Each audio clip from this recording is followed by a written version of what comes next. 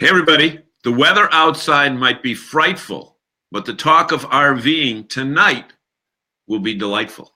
My name is John DePietro. I'm here along with the executive director of the New England RV Dealers Association, Bob Zagami, and we want to welcome you to RVing in New England. And Bob, I know that you were all over New England today, slipping and sliding, and I know that you were checking out a couple of RV dealers up in Maine. And even though the weather's kind of crazy, there's excitement at these dealers, huh? Even in the middle of the week, John, they have tremendous lot traffic, and one of them sold 5 units last weekend, and that wasn't even their open house. Their open house isn't until March. So the traffic and the interest, following the shows has been absolutely crazy. And today, you're right. Today you got left with plain roads, dry roads, and went into snow in Maine at 2 inches an hour, and came back with some sleet and ice in New Hampshire, and got back in Massachusetts, and it was raining. So I think I covered everything except sunlight today. Except sunshine. Although I did get a comment from someone at the Cape that said it was 38 degrees and sunny. And you probably could RV at Cape Cod today if you wanted to. But, we call the show RVing in New England, but really tonight we're going to continue our topic of last week when we polled RVers all over the country and found out what their favorite topics are about the RV business, or not about the RV business, but about what they like about RVing. And we found that traveling to other destinations and wanting to find out more of destinations is really cool. And one of the sites that I posted on was Living the RV Dream, which is hosted by our friends John and Kathy Huggins, not Higgins, but Huggins. And what it all boiled down to was those folks at that group are prolific. What's what I'm trying to say? If you post a question on Living the RV Dream on Facebook, anything about RVing, those folks, I think there's about 44,000 of them. They are very willing to provide information. Bob, wouldn't you agree that in this crazy RV world or lifestyle, everybody is so willing to share information about their favorite type of RV, their favorite destination, their favorite RV mod, or anything? Absolutely. Right. And you're right about Living the RV Dream. We've posted things on there and just questions, and whether it's that or the RV Newbie site, you post a question and you could have 300 answers within a half hour, and you wait a couple of days, you could have 2,000. So they're very engaged and very willing to share with you. Michelle and Laurie are on, and she posted about Lance. There was a great interview this week with Truck Camper Magazine with Jack Snow at Lance Campers. And Lance Campers, for those that may not know, was acquired by the Rev Group last month, and it's their first foray into travel trailers. And Lance, of course, is one of the premier lines.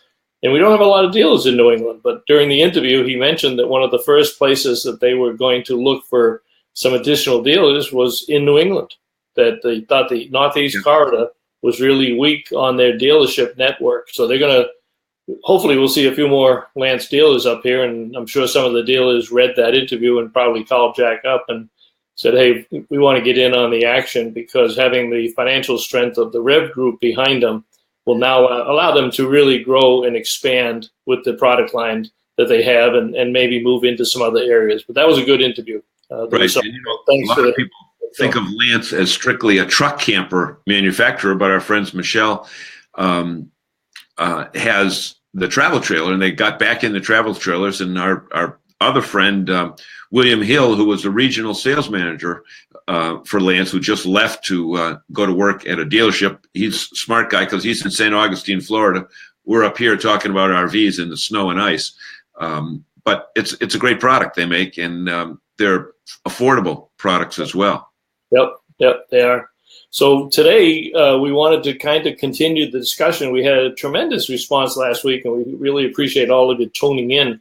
But we felt bad after the show, because we said to you we're going to kind of stick to that target of 7 o'clock to 7:30, so we don't infringe upon too much of your personal time. But we probably could have gone for an extra half hour last week. So we're working off the same list that we had last week, and we had something like 40 or 50 comments throughout the show. So feel free to throw those comments on there. And I think John still has lists that we're working at. Sure. What do you think, John? Any in particular that you want to jump into right away? You know, Travel Destinations was by far the biggest. Did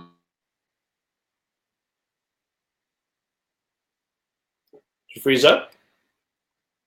That's interesting. In fact, we did a special segment on Myrtle Beach on Rolling on TV. And I believe, Michelle, it's available on the archive somewhere. If you could ever find that and post it here in the comments, that would be great, even though we're asking you at the last minute to do something that I just thought of this a second. Well, no, she could post that. We talk about the interview we did with Lance out in Elkhart. Oh, that's right. That's right. We did that. Was that the one in Elkhart we did, or in? That was at Open House with Gary. Open House, right? With Gary. With Gary, right. The national sales manager. Yeah. Well, that's there. Plus, there's one that's available online as well for Myrtle Beach. And one thing, you know, you and I spent the equivalent of 3 days in Myrtle Beach. Of course, we did it all in 2 because we went from one end of the Grand Strand to another. But there's such a wide variety of campsites there, from the ones up in the north. I can't remember the name of the place that was wide open. Remember that? That was Willow Grove or Willow Tree. Willow something or other. Yeah, it was Willow. Could have been Willow Tree. Yeah. Yeah. Because it reminds me of the chicken pie that is made in Rhode Island. No relation, right?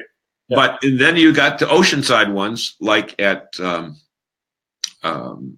Pirate Land and where's the place I went to last year? Ocean something or other. Ocean Lakes. Yep. Ocean Lakes. Yep. Ocean Lakes. I've been to it twice and I can't remember the name of it. I don't know whether it's senility setting in. But folks, if there's any of you that are watching the show right now, have a favorite destination, just type it in and we can find out more about it in the future, or we might know about it right now. Because as I mentioned last week, this is not John and Bob's show. This is your show. And we want you to Ocean Lakes. Thanks, Jerry. Jerry, have you been there? Oh, they've got over 1,000 sites, about 850 sites. Yeah.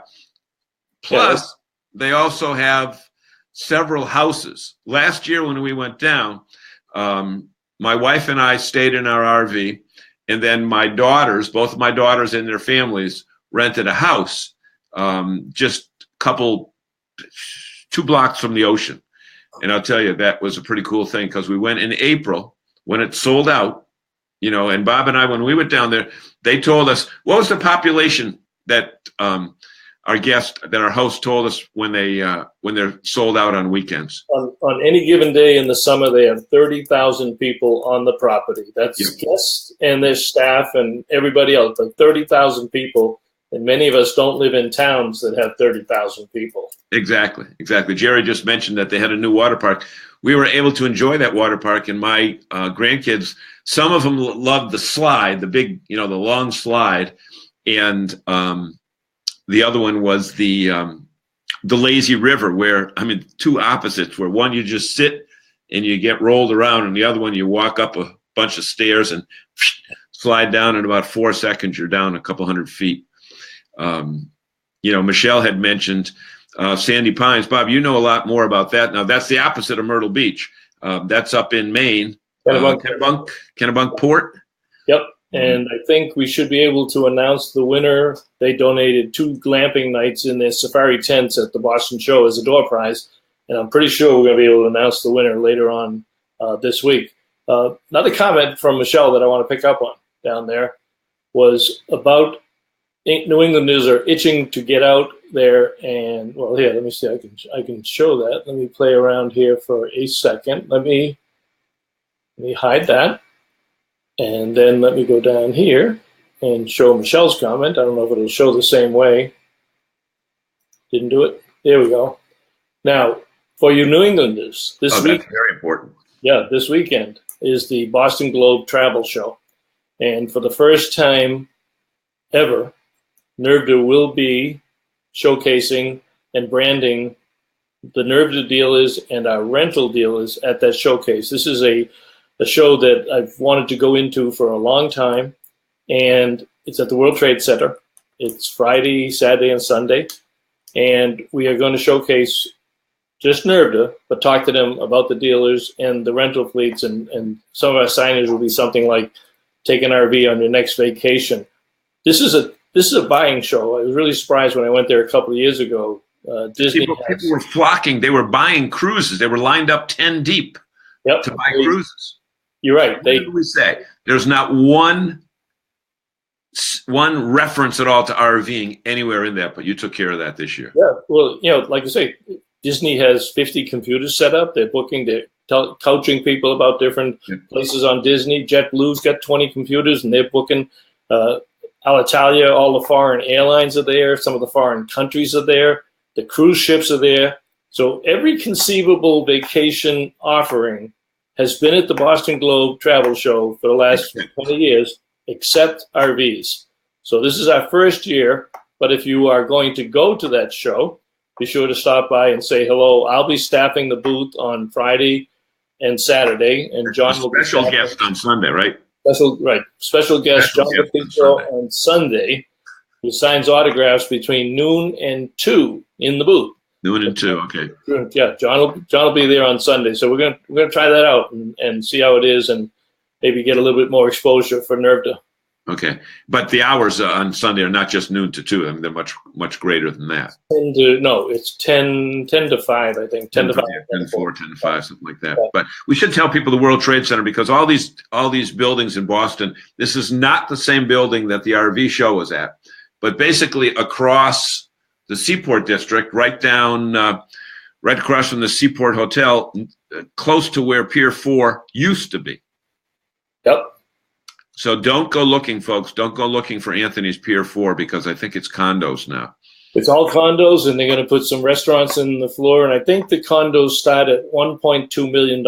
That's a lot more expensive than your favorite RV. So you could probably buy 10, 15 RVs for $1.2 million. So we don't do that. Have that same boring look out into East Boston every day. Yep. You can go wherever you want. So another travel destination that people should be aware of, that I've had an opportunity to go to, and everybody's talked about, is the Outer Banks. And I think that they have recovered from their hurricane from a few years ago, and that's an interesting trip. It's not quite as far down as Myrtle Beach. Myrtle Beach from New England is about 750 to 800 miles, depending upon where you live in New England. And if you went to Outer Banks, one of the things that you want to do there, most of the camping that I found in Myrtle, Outer Banks, is oceanfront. And it's pretty cool that when you go to sleep at night, you hear those waves. And I don't think anything is better for rocking you to sleep than a little bit of ocean waves music in the background. Bob, you know that from your place up in Maine. Yep, that too. But another thing, if you don't want to go as far as the Outer Banks, I'll tell you, when our kids were young, we had tremendous camping experiences making and turning it into a historical education trip. So between here and Washington, D.C., with the history that's in New England, New York, Pennsylvania, Statue of Liberty, Gettysburg, Williamsburg, Washington, D.C. itself, as long as you can stay away from the swamp. There's a place called Cherry Hill Park, which is outside the city in Maryland, and right on the metro line. Just park your camper, camp out there, hop on the metro, go into town, see all the monuments, see all the famous buildings, sit in on the Senate. There's so much to do in our nation's capital. I think people really sometimes get so disgusted with it, they don't want to go down there and see it. But do yourself a favor, and if you got young kids, especially teenagers, it's a tremendous experience for them to see how our country was founded and operated, and the many things. Even if it's not your final destination, at least if you went to Myrtle or to Outer Banks, Washington is right along the way if you go that way. Now, Jerry mentioned that there's the Kitty Hawk Museum, and ironically, while you were talking about the Smithsonian's and everything in in Washington, you've got the Kitty Hawk Museum right where the Wright brothers made the first 3 flights.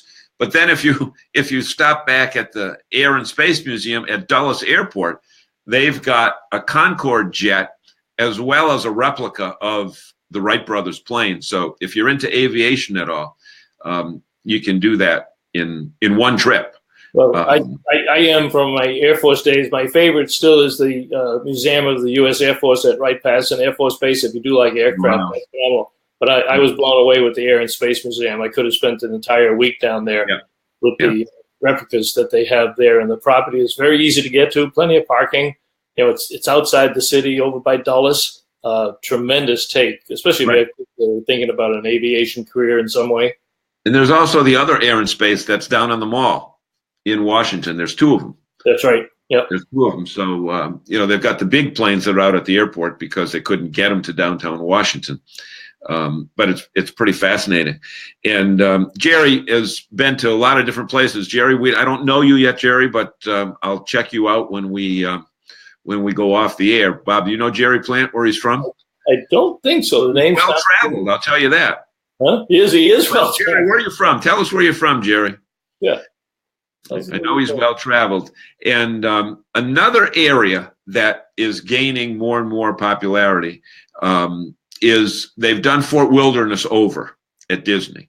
And if, Michelle had mentioned earlier that if you want to go for summertime, you got to make reservations, because we talked in our first program about a month ago. We've got all these new RVs coming into the RV lifestyle being sold to first timers, and the campground numbers have not increased. And if anything, they've decreased, because a lot of campgrounds are turned into malls and stuff like that because the land is so valuable. So you've got a decreasing supply and an increasing demand, and that only drives the prices up. But forget the prices on this. You do not want to say to your kids, we can't go to so-and-so location because they're sold out. And you got to make those reservations early. So that's that. Jerry, where are you from? Just right out to town you're from there. John's hometown. Are you from Agawam? Maybe I know you, maybe I don't know you, but that's the beauty, Bob, of broadcasting live. It just sounds familiar. Got to hit the Noisy Oyster, Jerry says. So I assume the Noisy Oyster is in Myrtle Beach, but we must have missed that when we were down there. I don't remember hitting that one. What else on the list, John? And Todd says, Todd's here? Todd Emerson's there. He said glamping. And Todd, tell us what you mean by that, because everybody kind of thinks of it as a different thing. But Todd, just type in a few words as to how you would define glamping. And I think Jerry mentioned Majors, if he was talking about Majors. Oh, he must work at Majors. I bet that's what it is. I'll bet he's are you one of the certified techs at Majors, Jerry? That may be it. That may be it. So, the other thing that came through on the survey last week are modifications that campers make to their motorhomes. Now, I'll tell you one thing. I'm not a techie. I'm not an engineer. I will buy stuff from the manufacturer and assume that that's good enough. But there are so many RVs and travel trailers that are owned by engineers that the first thing that they want to do before they even go on their first trip is to modify something with it. Okay. And a lot of times what they do is they take the upholstery, the furniture that's out, and put in their favorite recliner. Or they take the mattress out and put in a Sleep Number mattress. That was another thing. And, if any of our guests out there that are watching have made any modifications to their units, tell us about it. Now, even if you're not watching the show live, and the vast majority, the 2,000 or 3,000 people that watch the show every week, the vast majority of them are not watching it live, but they watch it during the replay. And they can still write in their comments down below. And we do respond to comments, right, Bob? We don't let anybody who's asked a question go answerless. So want to acknowledge Lisa Horner. She says hello. Hello, Lisa. And Jerry, now I have placed Jerry. He works for Jeff Slater. Our condolences, Jerry. But no, Jeff and Jill Slater are the counter people in the parts and accessory store at Major's RV and Service Center. So you know them too. You probably Jill is okay. Jill is okay. Jeff's a little questionable. Right. Jeff and Jill, we've done they should have called that Jack and Jill. If Jeff was really a nice guy, he would have changed his name to Jack by now. Because we all know Jill runs the show down there. Jeff gets all the credit. Yeah. Bill does all the work. Yeah, exactly. So he's got to transplant him and change it. But yeah, Major's RV and Service Center in Bourne, Mass, right over the bridge, about a mile down on the right-hand side for probably one of the largest parts and accessory stores in New England. Gigantic service center with all certified, master certified technicians. They do a wonderful job. They don't sell product. They're not going to try to sell you a product. In fact, some people will buy a new product, and 2 weeks later they take it over there and say, okay, service it and sell me some parts and what have you. But David Major owns the company. Jeff and Jill have been mainstays for a number of years. So, Jerry, thanks very much for joining in. Now, I hope this was not a homework assignment from Jeff or Jill that to mention Jeff's name. Well, we got plenty of videos. If you check somewhere on the NERVDA site, there's plenty of videos that we've done with Jeff and Jill. Right. You can just go to the New England RV Dealers Association Facebook page, which people are on right now watching this. But when they're done, just scroll down. You can see some major stuff. But I think it's important to mention that Todd Emerson is on with us, and his group, his organization, Longview RV, is located on the other side of the Commonwealth. Actually, they're in Connecticut. Yeah, we haven't annexed them into Massachusetts yet. I don't think they want to come either. Right, but both of them have, Majors and Longview both have stores with knowledgeable staff. And I know the young lady over at Majors, I've had an opportunity to interview her. And when you walk in there, again, they don't try to throw something on you because there's so many different types of RVs and travel trailers and motorhomes and fifth wheels and, et cetera out there, that there's no one thing as one size fits all with mods. And you got to really figure it out. You got to go to a good dealership, and both of them are NERVDA dealers, to provide you with the counseling that you need. And Todd, I don't know, Todd put up his note there, modern, lightweight, and most RVs are solar equipped. That's a big point that Todd points out. The solar panels for RVs now have become very inexpensive, very easy to operate, very portable if you don't want to put them as a permanent installation on your roof. So stop into Longview RV or Major's RV and ask to see the selection of portable solar panels, which will extend your boondocking if you're without power at a campground. So that becomes very important. Todd, do you have any open houses coming up? We'll start to see a few more along the way here. But if you have any open houses or you got something new that you want to jump in there with, that's fine. We always appreciate you jumping onto the show. And by now, I hope you're rested after the Boston and the Hartford show, but then you got to get busy for the Springfield show, which comes up on Washington's weekend at the Big E. We'll have a lot of our NERVDA dealers exhibiting out there also. Bob, one of the things that you had just started to mention was the solar panels. And as I was sitting at the Majors booth during the Boston show, I had to wait for there to be a lull in the traffic so I could interview Jeff. And the vast majority of the questions that he was being asked were about the use of solar panels. And the pricing on those has come down drastically. Plus the efficiency of them has gone up at the same time. So it's kind of like a double whammy. The price came down and the quality went up. So Jerry's writing something here about added some solar and switched over to 6-volt batteries for extended boondocking. And just to further emphasize John's point about our technical expertise, if you want technical expertise, you have to tune in to Jeff Johnston on his Rolling on TV and Rolling on TV Live. We're nowhere near. We're nowhere near what Jeff knows. Jeff has forgotten more than we've ever even known about the technical aspects. As John read that, he went directly from 6-volt to the word batteries, and there's something else after that says GC2. And I can guarantee you, John and I have no idea what GC2 means. So you really want to go to the experts in the parts and accessories store. So Jerry, Jerry's down there. So get on to Jerry and say, Jerry, what was that comment that you had? Because neither one of those guys understood it, and they couldn't help us out with it. And that's not our skill set. Jerry, we should also tell you that we'll be sending you a sponsorship bill for this free plugs that you're getting, or appear to be free. Oh, golf cart batteries. Okay, golf cart batteries for extended boondocking. Okay. There we go. Okay. So that's what Golf cart batteries. Oh, so he was able to use golf. See, we're getting in dangerous territory. I'm guessing he's able to use golf cart batteries with the solar. I should not go there. So here's what we should do. We should tell that this is like one of those, don't try this at home. Do not try this at home, folks. Don't take our word for it. Go to the trained professionals. Yeah. And they will tell you, because you know what? You might have a setup that won't take golf cart batteries. But I will say that I can say this with no hesitation, that the quality has gone up. The output of these solar panels has gone up. They have been reduced in size, but also they've been reduced in price as well.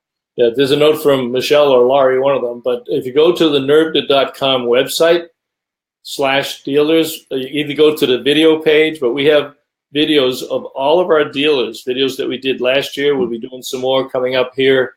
Wow, we only got 5 minutes left. Coming up here in the next few minutes, we'll tell you about the February videos. But all of your favorite dealers, there is a page for them dedicated on our NERVDA.com website. So Michelle put up the URL there for you to do that. Send it to Jeff. Okay, yeah. Thanks, Jerry. We will send the bill to Jeff. Oh, send it to Jeff. Okay. Now, Bob, there's something coming up very shortly that I know you wanted to talk about on this show that we forgot to mention, but we just briefly mentioned last week about our. Yeah, if we get towards the end, we're going to launch our February contest tomorrow. Michelle should have it up maybe tonight, maybe sometime in the morning. So it's going to be for you to share your NERVDA love. And what we want you to do is go on to our website, find the contest, and post the name of your favorite NERVDA dealer. And when you do that, we hope you'll share that with your friends so that they will also enter. And on the 28th, the final day of the month, we will take the dealer who gets the most votes, who has the most love from our audience. And from that group who voted for the dealer, the winner will receive a $100 voucher to be used at that dealer location. So you love that dealer so much, we're going to help you buy some more parts and accessories or toys in this store. NERVDA will give that dealer $100 for you to buy in using the store towards your purchase, and that will be our contest for February. We will be going out the next 3 weeks as often as we can. John and I will be hitting the road. We'll be doing the NERVDA live videos from the dealer showcase. They'll be talking about specials that they might have in February. They may talk about what they're showing at the Springfield show. They might talk about the open houses. Usually the week after the show, the dealers will have an open house. So I suspect that the week after the show, we'll have an open house, and that's going to be the subject of most of our conversations throughout the month of February. If Todd had mentioned Longview, February 23rd is another open house. I think 23rd through 25. You should be up on your screen as well. We should tell people that, Bob, you and I are not in the same location, and we're doing this remotely on this new format.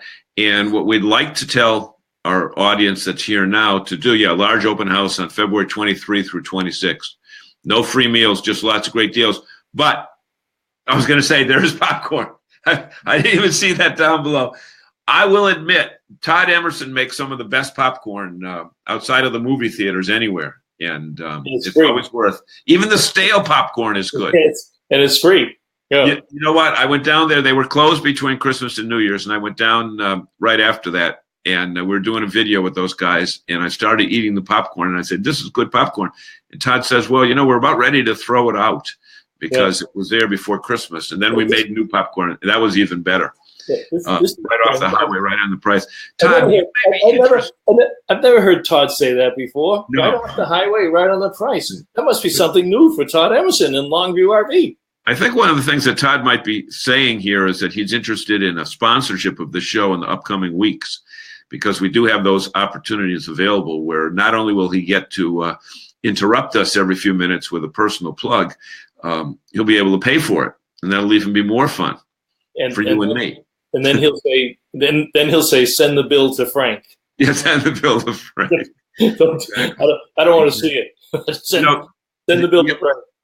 The other thing that we talked about was full-time options. You got 30 seconds. Yep. You know what? And we're gonna try to get the Huggins on, because they were full time for years and years and years, and they just they've got this great website called, not website, it's, well, yeah, livingthervdream.com, but also they they have a Facebook page with 45,000 people, Living the RV Dream. Go to it on Facebook. Post any kind of question you want. We talked to it a little bit first time early in the show. But we're going to get them on, and for the shows coming up in a few weeks from now, it won't just be Bob and John. We're going to have experts that will take a certain topic and jump into it. And one of the things I like about this show is it gives us an opportunity to get feedback from our people, and also to end on time. So I snuck in a good one at the end, that the backup cameras are starting to be a staple for the first-time buyers. Not only for the first-time buyers, but we tend to think that they were only available on motorhomes. There are wireless rear backup cameras on many trailers, and if they're not on the trailer, because they are wireless, you can add them on. So they're, again, for Majors or Longview or any of our dealers. Think about putting a rear backup camera, just like you have in your car. You can now have it on the back of your trailer. A lot of motorhomes come with it. But thanks, Todd, for that late note. So we're gonna leave you now, because we really want to try to stick to that half-hour format, because it seems to be working for our audience, and you're the most important part of this. So we will continue that. We will see you next week. It is 7:30, so we're going to end right on time. Any closing statements, John? Yeah, I just wanted to tell our viewers here tonight to share this on their Facebook page. Go down below where you're watching this right now and just put share it on your page, and put the name of anybody else you know that's an RVer. Because you can do that, and it will go right to their Facebook feed. So we want to thank you so much for being with us. And Bob, you got the final words. Thank you very much. Good night, and hope to see you all again next week, and bring along some of your friends. Thank you. Thank you. Ending. Off.